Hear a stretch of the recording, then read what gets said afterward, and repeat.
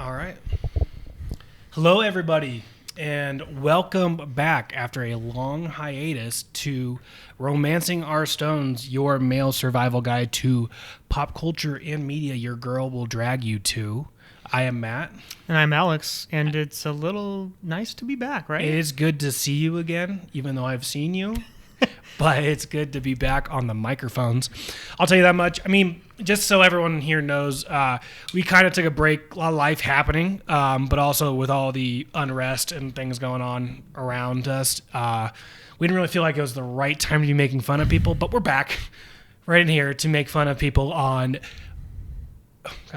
Married at First Sight. Yeah, it was like Season Married at First 9 Sight. on Netflix, episode 4 and 5, the first night of marriage, the family sit-downs, and the beginning of the honeymoon. Yes, and we are getting this train back on the tracks. Back on the Trying to tracks. finish this series.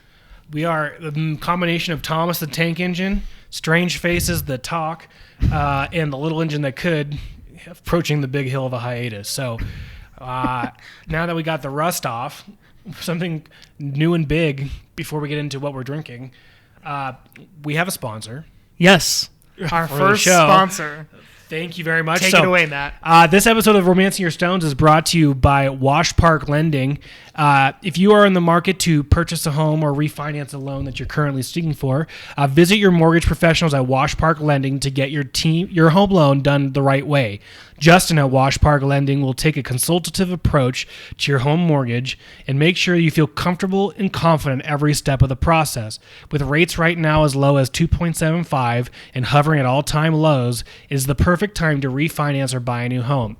Visit washparklending.com, that's WASHPARKLENDING.com to get started. And they are NMLS number 1970559. So check them out. Justin's great. And if you are looking to buy a home in the area, he'd be happy to help you. So, Alex, my dear friend, my dear, dear, dear friend, what are you drinking? Today, I am drinking Epic Brewing, based out here in Denver, Colorado. The India Pale Ale, known as the Tart and Juicy Sour IPA, because I love sours. And this guy over here, you, Matt, got me into IPAs. So it's a combination of both. It's a little bit of country and a little bit of rock and roll. It's exactly what I thought. How did you know? It's actually like punk rock and electronica. And Alex and I, through this quarantine, have started to brew. So I'm drinking one of our IPAs. Our first batch. We don't have a name for There's it. a remnant of it, and yeah, we found it. I think it's 10% alcohol because we didn't do a very good job. It's got to be. It doesn't taste great, but man, does it give you a good buzz. So One's all you need. one is all you need. All you need is one. We would be terrible brewmasters. People just want one of our beers. Well, I don't know if we make make money. zero profit, We yeah. make zero profit, but I think people would probably start at our. We're good brewmasters, but we make zero profit. It'd be poor. I think that's probably the truth of it. Okay, So let's start. Married at First Sight, and This is the consummation night, you can call it. Consummation Station. That train is pulling right in. That train is pulling right as in and out, depending on how big the tunnel is or if the tunnel's open. Anyway, yeah, we're starting off strong. It's almost like we've been drinking beforehand. We were. Okay, so, something that I was curious about, a tradition of marriage is carrying your wife across the threshold. Very cumbersome. Typically, when you get to that point in the night, you're either dog tired or you're drunk, depending on what type of couple you are. Or both. Yeah. And there's for guys, if any guys listening that might be getting married in the next 6 to 9 months, it's a lot of fabric. It is a lot of fabric, and if you snag it on the door handle, Any place, anywhere, the door hinge, the handle, it could change your the shoe. trajectory of your night pretty quickly. But so I mean, there's so many different characters, couples here.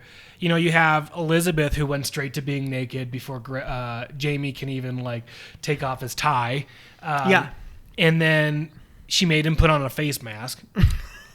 Well, but not what he was expecting. That's because he lost that bet, though.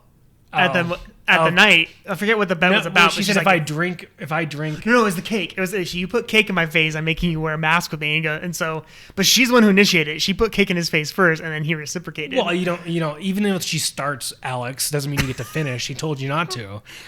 Regardless, that's the way the marriage works, and he's finding that out very quickly. He is definitely in the passenger seat of this relationship. Oh my gosh, I don't know if she knows she's driving. I think she thinks she's in a self-controlled Tesla, when ultimately she's just driving off the side of a cliff. And a 57 Chevy hatchback. Are you Don McLeaning? I don't know. American. So then there's Greg and Deanna, and Greg creepily watches her brush her teeth and take off her makeup, and he kind of sits there. He's like, "There it is. Is it creepy that I'm watching you?" She's like, "Yeah," and he's like, "You can call me Big Dad," and she cuts him off. Nope. Big Daddy. What was it? So even with like Love Is Blind, Carlton wanted to be called Daddy in a relationship too. Is that normal? I think it's from watching too much TV, honestly. Or is it like that? I like it when you call me Big Papa song is permeating our brains. I don't know. I was never that you can call me daddy type. Yeah. Sounds weird to me. Sounds a bit incestual to me. Brother. So, I don't know. It was never my jam, I'll tell you that much. I know he was joking, but his sense of humor, he seems like such a sweet guy with no furniture in his house. And now he's kind of he's like, everyone's like, as soon as you get to Greg, his sense of humor really shines through. Yeah. And all of a sudden he's like, I'm getting creepy vibes though. And it could be editing. I don't know if I'm getting creepy vibes as much as I'm getting, he's trying to put forth this alpha male persona when I just don't think Greg is that guy. And I don't mean that about, I think Greg is a nice, real down to earth, probably very loving dude. Yeah. But it does not go towards the male machismo that he's trying to accomplish. So that's where I feel his humor comes through. Hey girl. It's weird that I'm watching you go to the restroom. I think we're married now. I think that's where maybe for you it's a little bit creepy or whatever. It's it's because I feel it's not him. Yeah. It's compensating for something that he lacks. Or maybe it's just trying to break the tension, which was better than Iris's way of breaking the tension when she said, "Tell me a secret you can only tell your wife." On cable television. On cable television with all these cameras in the room. And you mentioned, you pointed out to the chin. She goes, "There's something I want to tell you. I'm a virgin." As she drags the back of her hand underneath her chin with this movement. And Keith is great. I mean, with his response, he pretended like he didn't know because his mom ruined it. Yeah. For them, which again was not her place. And so I mean, I don't know, what would you have done in that place? Would you be like, you know what, I found out, or would you spare her any frustration or any kind of embarrassment of knowing beforehand? And so I think that what I would do, I mean, this is her moment that she's been waiting her whole life to express, and it's you kind of have to let her have a moment, and maybe you don't tell her right then, my mom told me, maybe you tell her down the road before the show airs, because she's gonna find out anyways. So I think that's kind of important, but there was a part that I thought was pretty gracious about that, the way he handled that. Yeah, I mean, it really is no big deal, and there shouldn't be a rush now just because you have this title. Yeah. I mean, I think a big part about marriage is that, there's not a finite amount of pie in a marriage. There's no rush to do anything unless it's to have kids if a girl's crazy. If the timelines, yeah. But I mean, other than that, I mean, it's let it unfold naturally. This situation shouldn't pressure you to feel anything. I mean, we talked about that last show, if you guys remember it. You guys probably don't. It's been a month. I hardly do. We watched this episode about a month ago. Yeah. So, and then they had sit downs with the families the next morning. Where they sat down and met their spouses, family, and parents, or whatever it may be. Which I thought was really interesting, too. But it was the morning after, mind you. And yeah. We're going to have breakfast.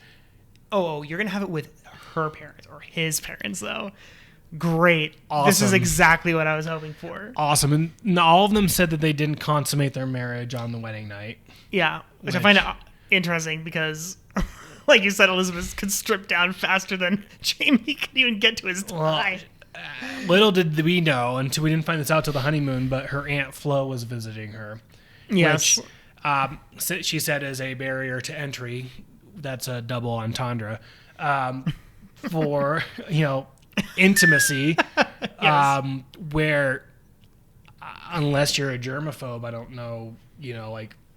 No, I think it can be a messy situation. Let's just call it that. Okay, we're moving on. Yeah. Period. I don't know. Elizabeth is so, she acts so immature. She's like, you drink your coffee black? That's impressive. No, that's relatively normal.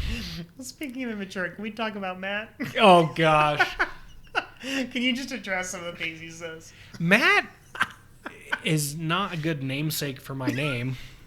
Not if you're watching only this show. If you're watching this show. Although I've heard all Matts are assholes, so here we are. Well, all Matts have assholes. Fair point. So there's that. Kyle XY did not have a belly button, but I digress. No, but That's deep. Yeah, I know. It's a deep pull. You reached, yeah. Yeah. Yeah, you can tell we haven't done this in a bit. Yeah. Yeah, so he acts like he has the mental capacity of an 8-year-old. And he'll just listen, watch the show. Like these 2 episodes alone, he'll say things like, I can't wait to go into Antigua. And he says that wrong. And then he says, It's Antigua. Then he says, pictures are memories. And she's like, I can never wear your clothes. And he's like, is it because I'm tall and you're short? It's like, yes, you genius. Like, stop. And even when he's talking about, I can write letters on the computer. It's just like you said, it's like 8-year-old type of thought. Not even, it's probably 6-year-old thought processes. It is. He's like the surfing instructor. I'm forgetting Sarah Marshall. I don't wear a watch anymore because my phone has a clock on it. You sound like you're from London. But he goes and he starts talking about his family dynamic. And when he was talking to her parents, I just felt like he was just a big puss. I mean, he was avoiding the conversations. He was super awkward, I feel. Her family's very upfront and in your face. Mm-hmm. Why wasn't her sister there? You would think that... The twin sister. The twin sister. I didn't understand that. But maybe Matt, or something? I don't know. I don't know. Matt, he just is kind of a loser. Matt's got some issues. I think that... Matt kicked his family out of his life. Yeah.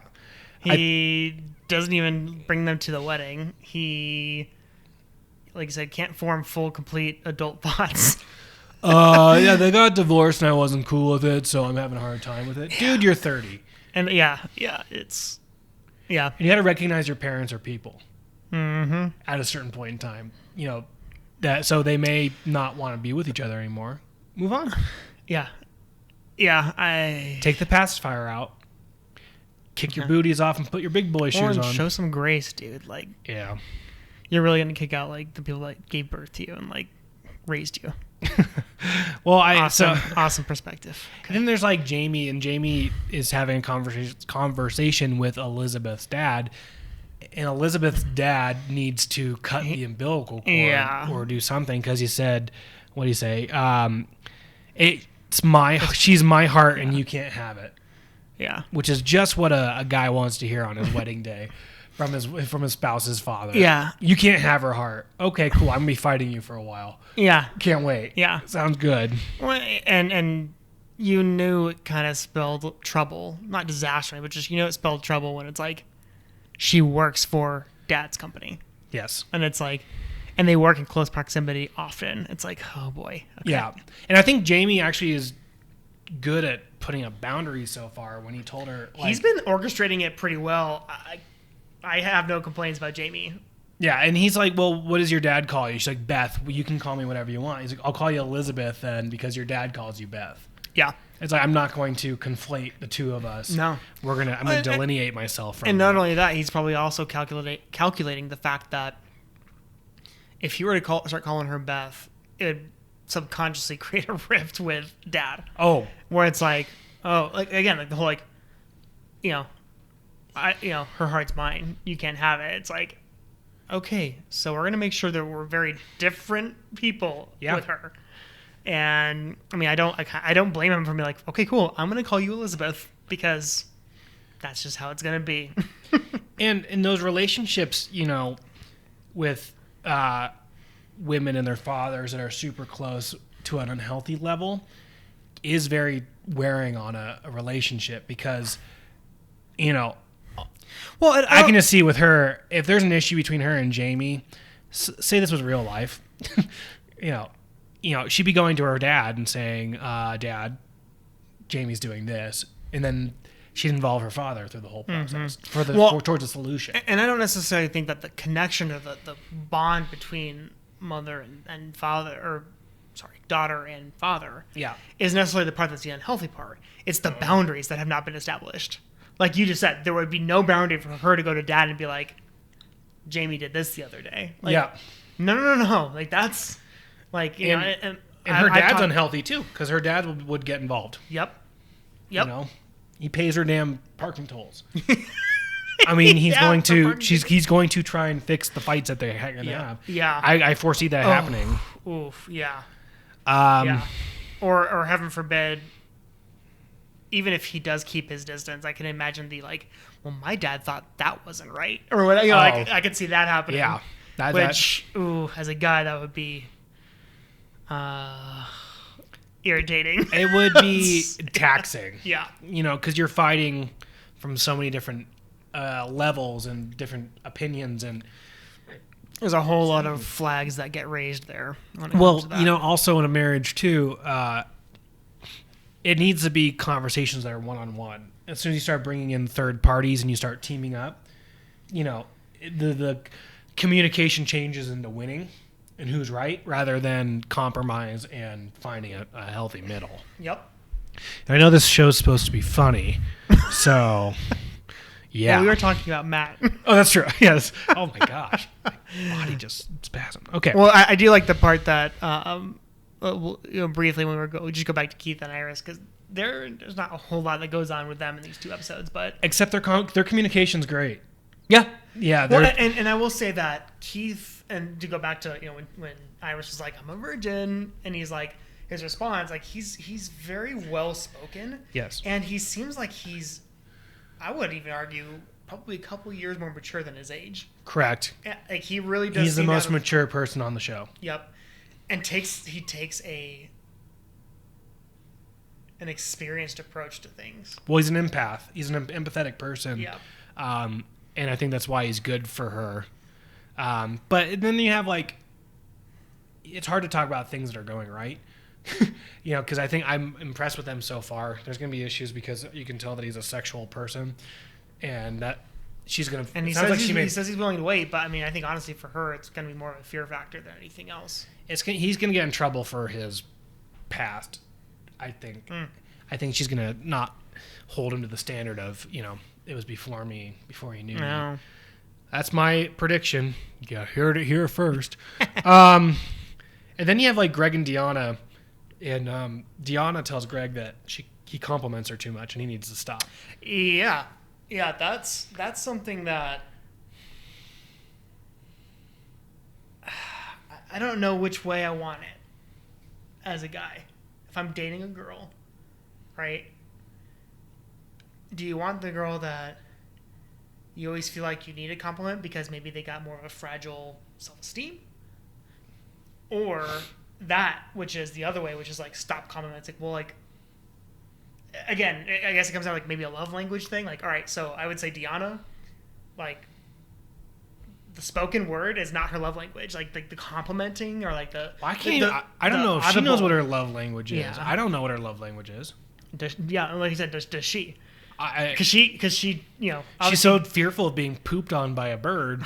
Then maybe she's not getting around to being loved yet. Well, and she keeps trying to make an issue out of the almost in a way self-sabotaging, where she likes to make an issue out of the fact that well, you reacted kind of weird when I told you I haven't dated anybody in a while. And from that perspective, there's legit reason to be concerned. Yes. If you took a pinch of Keith and you dropped it into Deanna, she'd be like, but I understand that. I understand that address this is that. important to you, and I hear you and I appreciate you complimenting me. Makes me feel uncomfortable, but I'll try to find a happy medium. It's not like stop complimenting me. Yes. Stop complimenting me is different than I'm not good with compliments. Yes. Right? Because once those compliments go away, they don't come back. No. I mean, once you change a behavior, Greg's the type of guy who's like, all right, then I'll stop. And poor Greg. Even like, here's the thing: is I feel like Greg doesn't mince words. You know, so if he's gonna compliment you, he means it. So imagine that poor guy being like, "You look pretty." Shut up. Okay, let's go grab some dinner. Like, knock it off.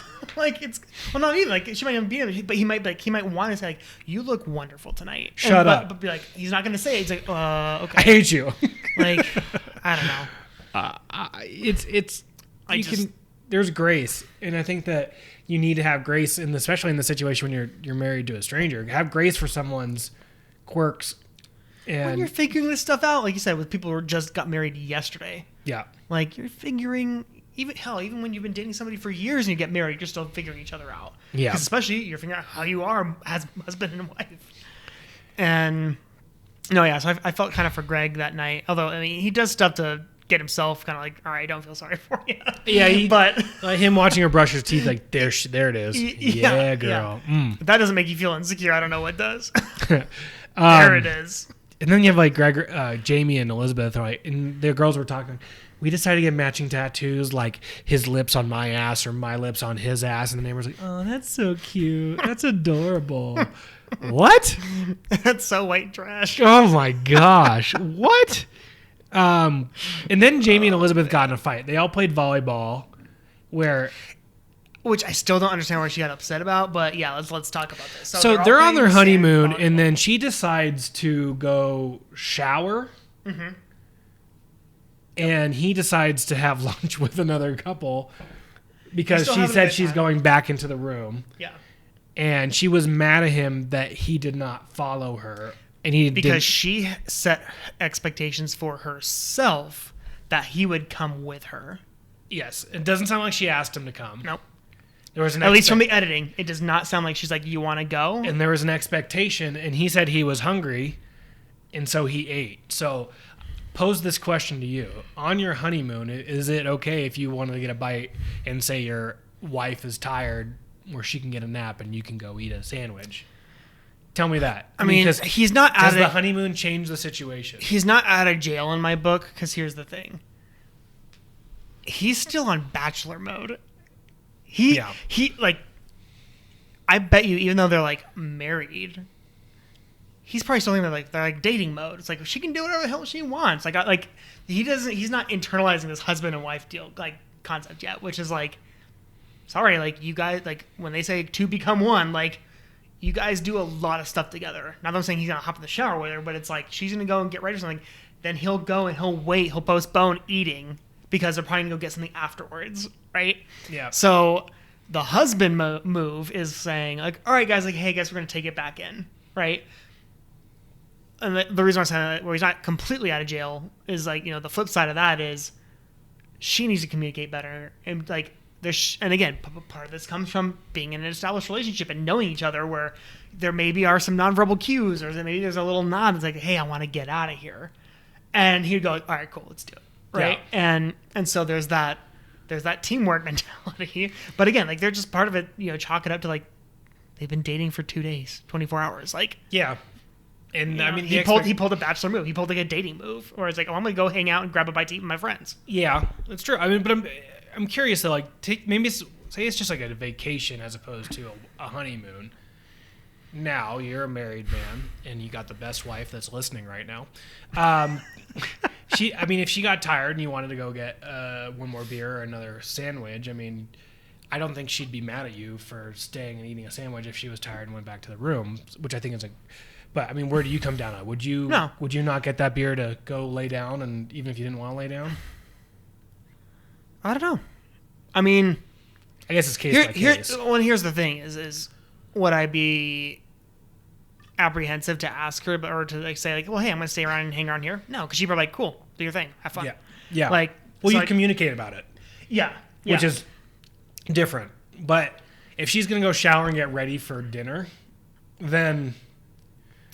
Then at that point, I'm like, well, all right, well, if we're going to go get dinner soon, like, sure, like, I'll go clean up too. And, like, we'll go, like, I think where I'm lucky is that my wife is extremely transparent. Yes. When she says something, she means something.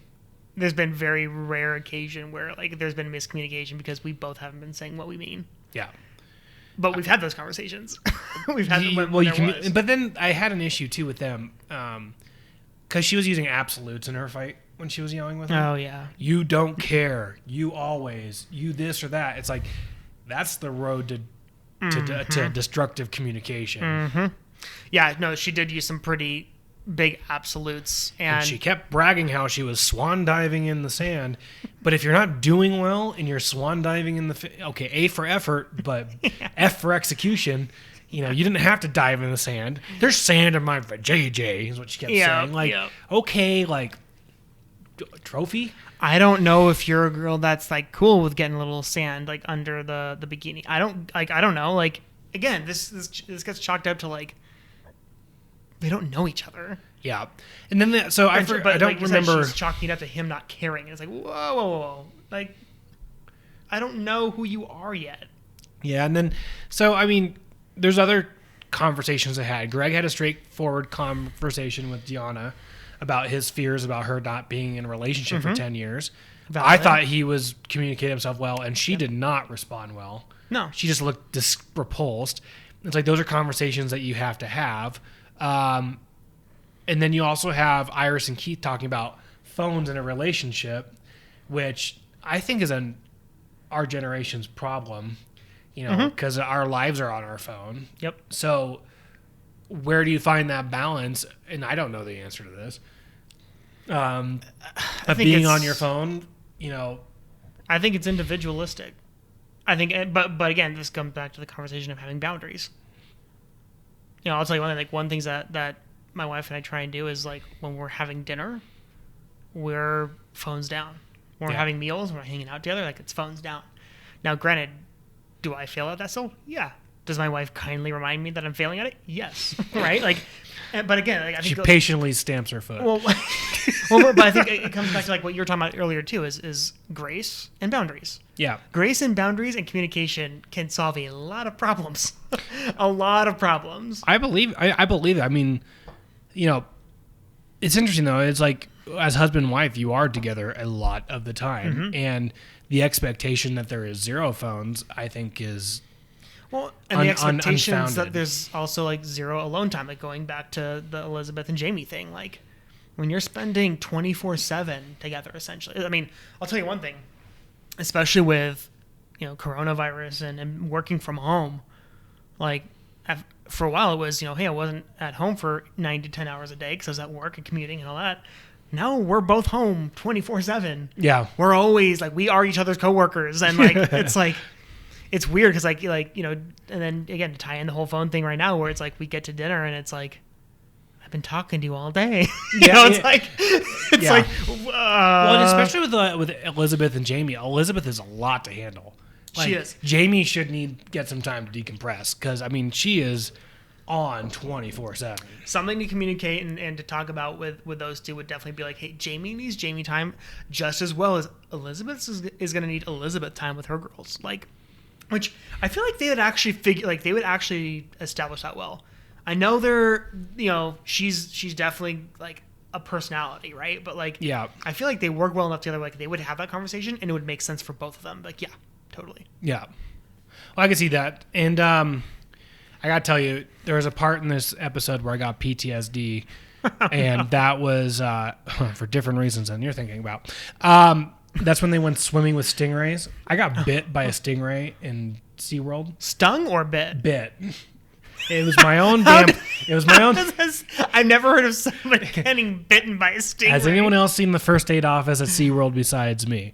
I don't think so. San Diego? But, yeah, San Diego. So I was at the stingray feeding pond, but I didn't buy any money, so I was sticking my hand like I had food. And so the thing came up and bit my palm, and I started bleeding everywhere. No! So it's my own fault. Did they know you had any food or not? Or just like Stingrays? it just bit my finger? No, like the staff. They're like, Yeah. You're like, like I'm bleeding, and they're like, He ate. It ate through the shrimp. did you? I'm just like. It ate trying to through act like you had it ate food through there? the crawdad. Did you lie to the EMT and be like, I had a shrimp in there? I think so. But like when you're that age, you can't. I've never heard of somebody being you bit just- by a stingray. You just badger your parents for churros all day. So when it comes time, don't they have like cone like holes for mouths, or like they stick your hand I in there? I don't know, dude. I was literally bleeding. I guess you were little though, so your hand's tiny, so it probably fits right in there. I'd have to ask my parents, but I think that I was like 7. Oh no! Yeah. So when Keith took Iris to go play with the stingrays, I'm like, "Watch out! No!" You were flashing back hard. Oh yeah, I was having hot flashes. Bit by a stingray. It's a true story. And I also had some PTSD too because he's like, "What are you doing?" "I'm surprising you." And she's like, "I hate surprises." And I'm gonna guess. And it's like a lot of girls always say they hate surprises, but they get upset when they are not surprised. How about my boyfriend be more spontaneous? But I hate surprises. But I hate surprises, and Iris is kind of that way. Oh gosh, we're kind of running a little past time here. But we have Greg being afraid of zip lining. And have you ever been zip lining before? Greg's a big dude, and I've heard of terrible accidents happening on zip lines. Greg is not a big dude. He's like 5'8". Oh, sorry, I was thinking Matt. I was Matt- thinking Matt- Matt. I was like, Matt. Matt has a reason to be afraid for the zip line. Matt should be afraid of door frames and tough questions. Questions. If you stumbled upon a Sudoku puzzle, I think his head would explode. And Greg was so scared of ziplining, and Deanna's motivation was just kind of talking shit to him. But here's the thing. With the way they work, though, It works. it worked. It was Yeah, it wasn't like I don't think he took it like she was like, oh, I'm gonna call you out. You can't do this. He's like, all right, you're right. I'm gonna go.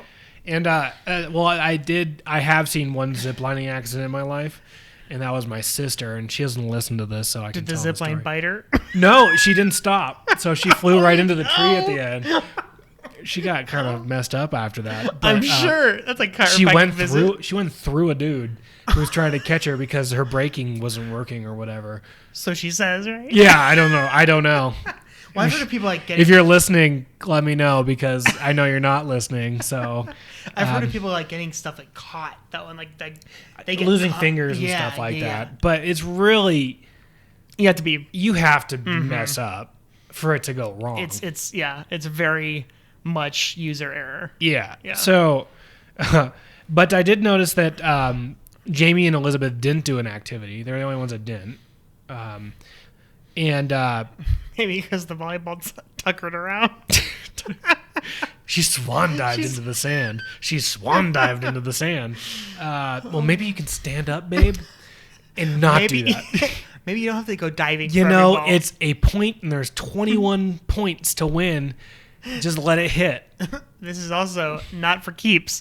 Well, I also love too that they were just dying laughing. Well, they were so happy that they both lied to the experts on their interview Oh yeah. about wanting kids. They both told the experts yes they want kids, and then when they both don't want kids, and they were so relieved the fact that they both. I'm just lied. glad that they both got paired together, both lying about the same thing. But it's like if you hear that, it's like, hey, the thing that said we're good together with, I lied on it. Well, this is like a big future item. determinant. A big item.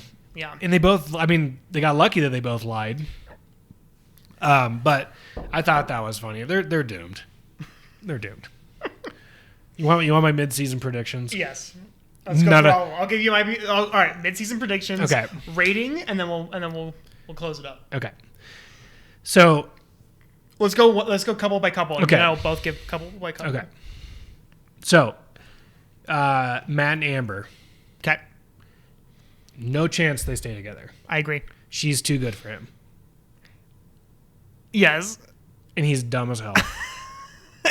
Yes. It would take him 5 days to notice she wasn't there.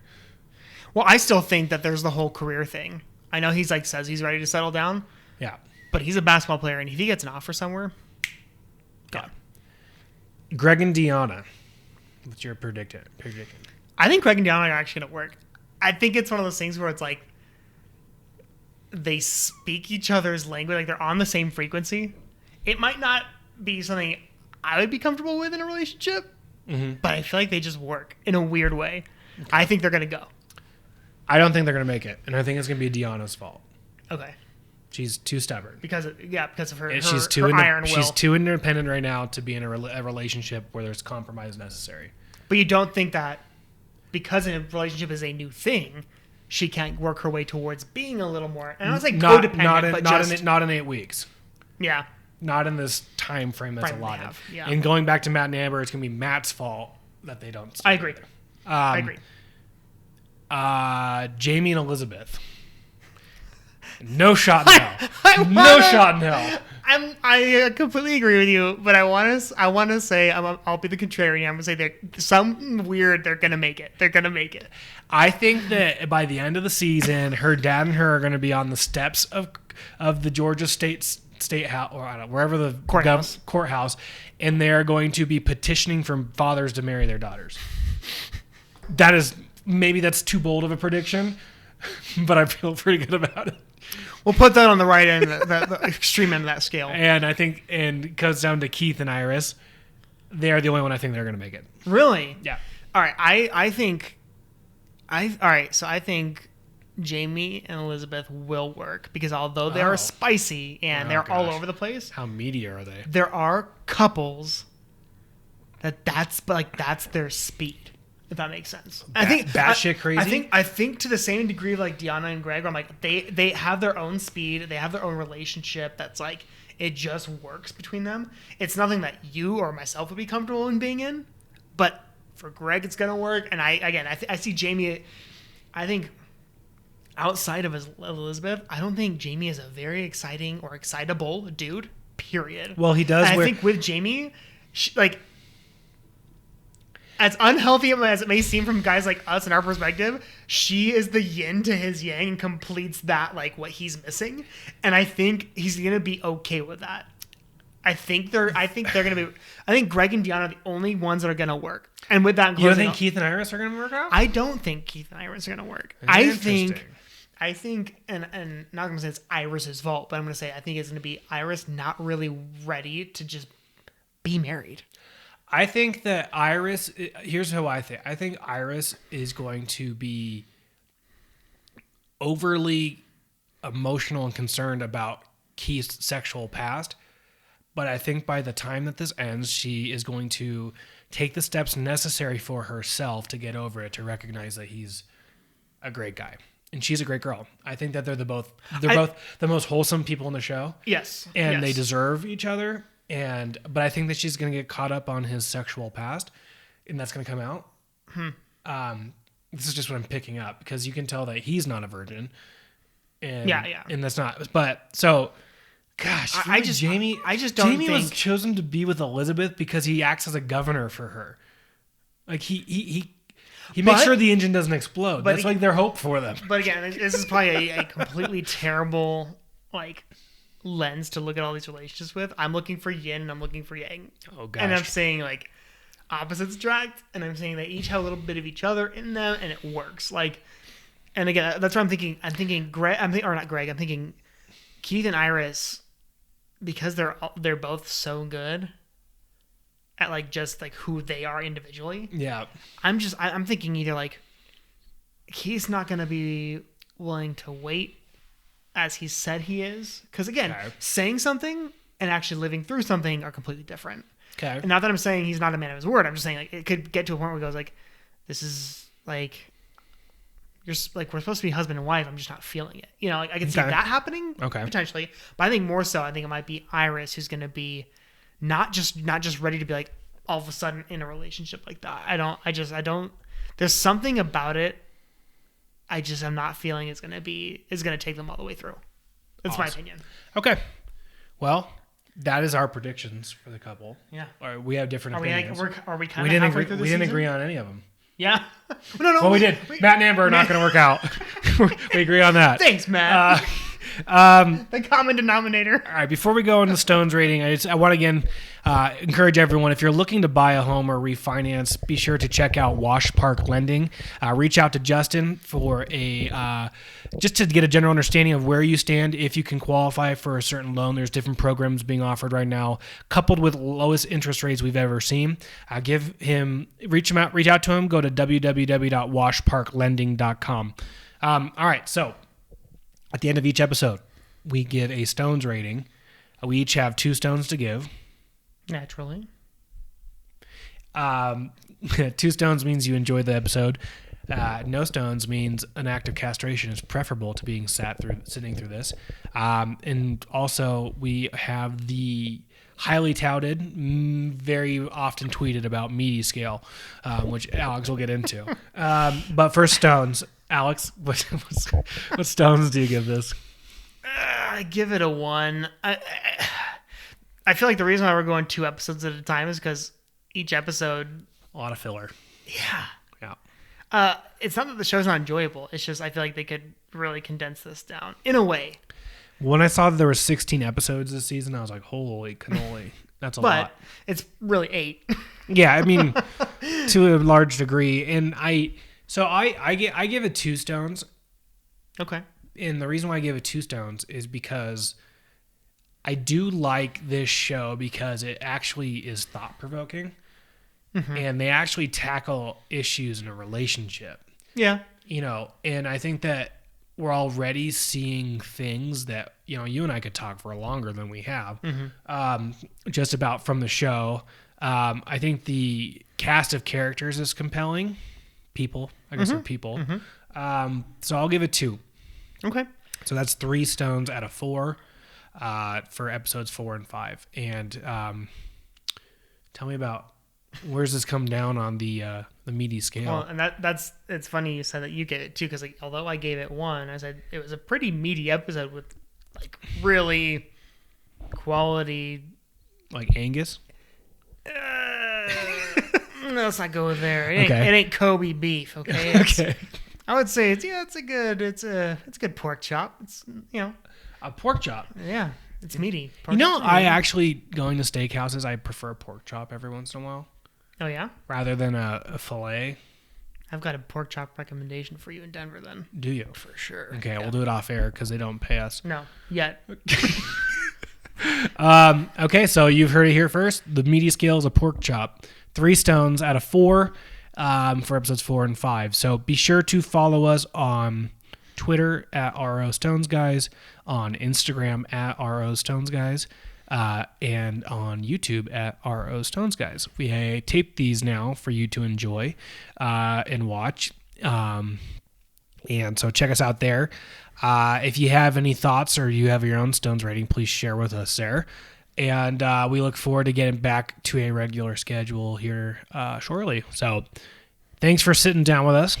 Thanks for your patience, waiting for us to come back on the air. Yeah, we have not been very meaty. We've been tofurkey. Tofurkey. But now we are nice sliced deli meat. Back and readily accessible. Yeah. All right. Well, we're signing off. Have a great week. Take care and be safe.